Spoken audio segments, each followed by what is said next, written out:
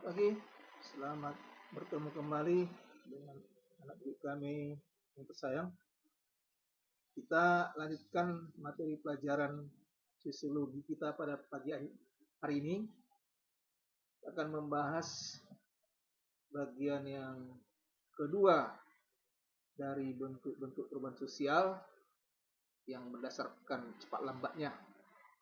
Jadi dalam pelajaran sebelumnya kita sudah membahas tentang pelajaran teori-teori evolusi, di mana perubahan berdasarkan kepada lambat cepatnya itu ada perubahan lambat disebut dengan evolusi. Kemudian kita sudah bahas tentang teori-teori evolusi. Selanjutnya pada pagi ini kita akan membicarakan tentang perubahan yang cepat. Kalau perubahan yang lambat istilahnya adalah evolusi, maka perubahan cepat disebut namanya revolusi. Laksana revolusi menjadi revolusioner.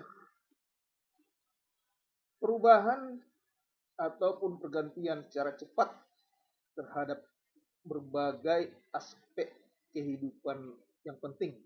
Inilah maksud atau pengertian daripada revolusi itu.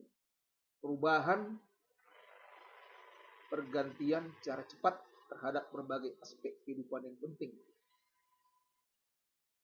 Perubahan yang terjadi secara cepat ini mengenai dasar-dasar atau sendi-sendi pokok kehidupan masyarakat. Pahami betul dulu ini.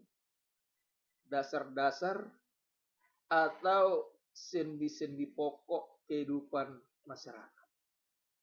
Jadi kalau ada terjadi perubahan cepat, tetapi tidak menyangkut kepada dasar-dasar atau sendi-sendi pokok masyarakat, belum kita sebut sebagai revolusi. Apa maksudnya perubahan dasar-dasar atau sendi-sendi pokok kehidupan masyarakat? Yaitu perubahan-perubahan yang fundamental, yang mengenai hakikat kehidupan masyarakat. Misalnya perubahan dasar negara,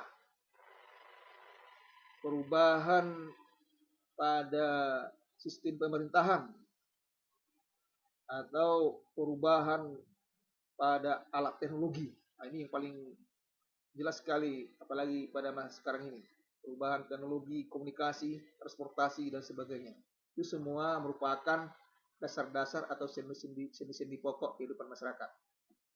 Kemudian, perubahan ini dapat terjadi tanpa rencana, tetapi dapat pula direncanakan lebih dahulu.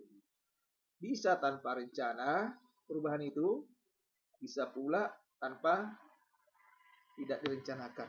Nah, jadi bisa tanpa rencana, bisa direncanakan. Misalnya, revolusi industri. Ini sudah pernah kita pelajari ini waktu kelas 10 tentang sejarah munculnya ilmu sosiologi, sejarah pertumbuhan sosiologi. Revolusi industri terjadi di Inggris, di mana tahap produksi tanpa mesin menuju tahap produksi dengan mesin. Jadi semuanya dulu serba tradisional, berubah menjadi menggunakan mesin. Ini mengubah sistem kekeluargaan, hubungan buruh, dan majikan. Revolusi industri ini mengubah sistem kekeluargaan. Apa maksudnya itu? Jadi kalau kita lihat dampak daripada revolusi industri ini paling nyata di kota-kota besar, bahwa kota-kota metropolitan seperti Jakarta ada moto siapa lu siapa gua. Jadi walaupun keluarga, kalau memang dia tidak begitu menguntungkan secara ekonomi, maka hubungan itu tidak begitu akrab lagi kalau dari Jakarta sana. Tapi jika memang anggota keluarga itu yang nggak bisa membawa keuntungan dalam aspek ekonomi, dia menjadi sangat diperlukan dengan itu. Itulah secara kasarnya supaya mudah dipahami. Kemudian hubungan buruh dan majikan. Nah, Jadi dalam hubungan buruh dan majikan dalam revolusi industri sudah ditentukan menurut undang-undang, tidak lagi berdasarkan sekedar hubungan-hubungan famili seperti itu. Jadi walaupun misalnya yang punya perusahaan itu, majikan itu adalah kerabat, katakanlah tulangnya, dengan si dia menjadi buruh, katakanlah si A jadi buruh di tempat tulangnya, maka hubungan mereka tetap sebagai hubungan buruh dan majikan ketika di perusahaan. Inilah contoh daripada perubahan cepat pada revolusi industri. Kemudian kita lihat harus ada keinginan umum untuk mengadakan perubahan. Itu adalah salah satu syarat daripada revolusi industri. Jadi ada beberapa syarat daripada terjadinya revolusi industri ini. Yang pertama tadi harus ada keinginan umum untuk mengadakan perubahan. Hal ini diawali dengan adanya perasaan tidak puas terhadap keadaan yang mendorong terjadinya perubahan. Ada perasaan tidak puas terhadap keadaan yang mendorong terjadinya perubahan. Kemudian yang kedua, adanya seseorang atau sekelompok orang yang dianggap mampu memimpin masyarakat yang bersangkutan. Jadi selain ada keinginan umum, harus ada juga orang yang mampu memimpin perubahan itu. Disebutlah dia tokoh-tokoh revolusi. Jadi kalau misalnya revolusi-revolusi yang terjadi di Indonesia seperti revolusi kemerdekaan, revolusi waktu perubahan dari zaman Orde Lama ke Orde Baru, kemudian dari Orde Baru ke reformasi, itulah contoh-contoh revolusi di Indonesia. Ada tokoh-tokoh yang memimpinnya. Kalau dalam revolusi kemerdekaan, jelas kita tahu pendiri-pendiri negara kita seperti Insinyur Soekarno dan Muhammad Hatta menjadi pemimpinnya. Kemudian pada saat perubahan dari Orde Lama ke Orde Baru, Presiden Soeharto dan Presiden Indonesia juga menjadi pemimpinnya.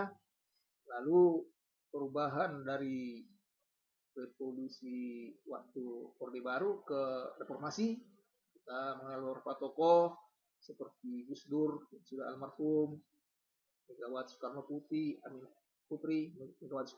Amin Rais dan sebagainya. Itu tokoh-tokoh pemimpin revolusi.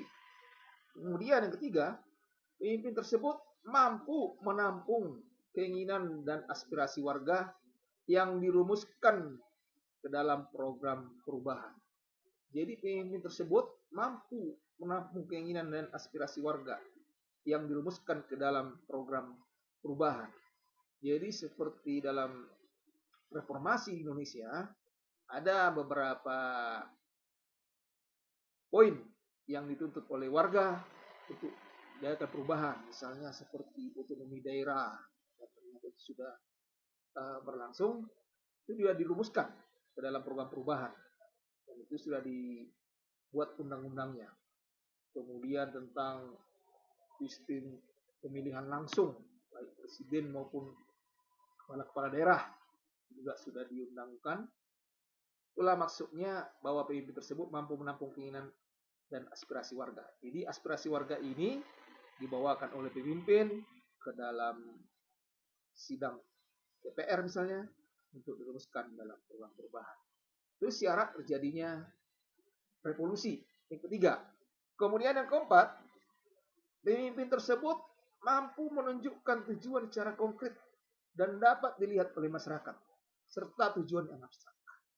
Konkret, nyata, abstrak, semu, ramaya. Jadi ini contohnya lah perumusan suatu ideologi tertentu. Perumusan ideologi negara Indonesia, Pancasila, waktu awal kemerdekaan, itu dibuat tujuannya secara konkret dan dapat dilihat masyarakat, dan juga ada tujuan abstrak. tujuan yang konkret, misalnya yang tertuang dalam sila-sila itu bahwa orang Indonesia itu harus orang yang beragama, berketuhanan Maha Esa, satu, ya, sosial dan sebagainya. Dan kemudian kalau tujuan-tujuan yang abstrak bahwa Pancasila itu membawa Indonesia nantinya ke arah cita-cita kemerdekaan Indonesia, yaitu menuju masyarakat adil dan makmur. Nah, itu juga menjadi tujuan yang abstrak dan ada tertuang di dalam ideologi itu. Kemudian yang kelima, harus ada momentum untuk revolusi. Momentum, waktu yang tepat, momen, saat yang tepat untuk revolusi, yaitu saat dengan keadaan dan faktor yang tepat untuk melakukan gerakan. Jika momentum tidak tepat atau keliru, revolusi bisa gagal. Jadi kita bandingkanlah dulu.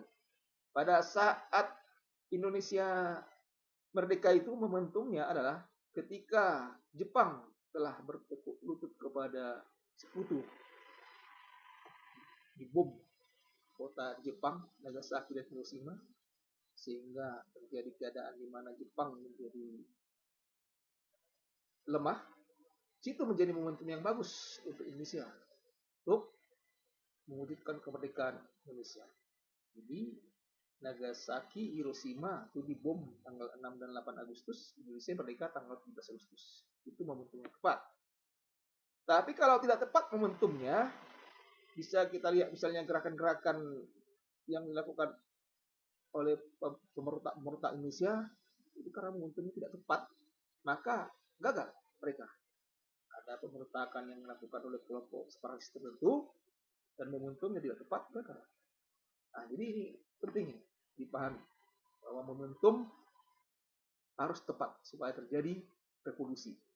Dan contoh konkret pada zaman sekarang, kita lihat perubahan-perubahan cepat itu, misalnya perubahan teknologi.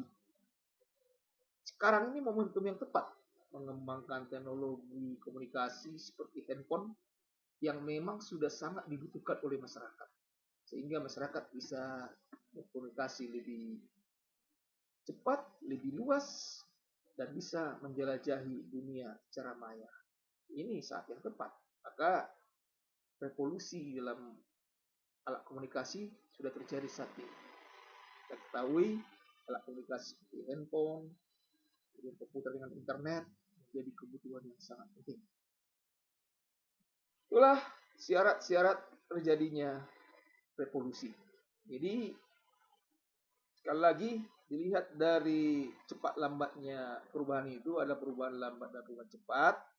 Perubahan lambat itu disebut namanya evolusi, sedangkan perubahan cepat disebut namanya revolusi. Ini istilahnya harus hati-hati, hanya beda satu huruf. Revolusi ditambah huruf R di depan menjadi revolusi, perubahan cepat. Kemudian perubahan cepat itu syarat-syaratnya, pertama harus ada keinginan umum untuk mengadakan perubahan, harus sama-sama masyarakat menginginkan perubahan. Kemudian ada sekelompok orang yang nggak mampu memimpin masyarakat. Jadi ada seseorang atau sekelompok, bisa seorang bisa sekelompok memimpin perubahan tersebut. Lalu pemimpin tersebut mampu menampung keinginan dan aspirasi warga dalam perubahan. Yang keempat, tujuan perubahan itu secara konkret dapat dilihat masyarakat dan juga tujuan abstraknya. Lalu yang kelima, ada momentum, saat yang tepat untuk revolusi. Itu saat dengan keadaan dan faktor yang tepat untuk melakukan gerakan. Demikian pembahasan kita tentang perubahan cepat.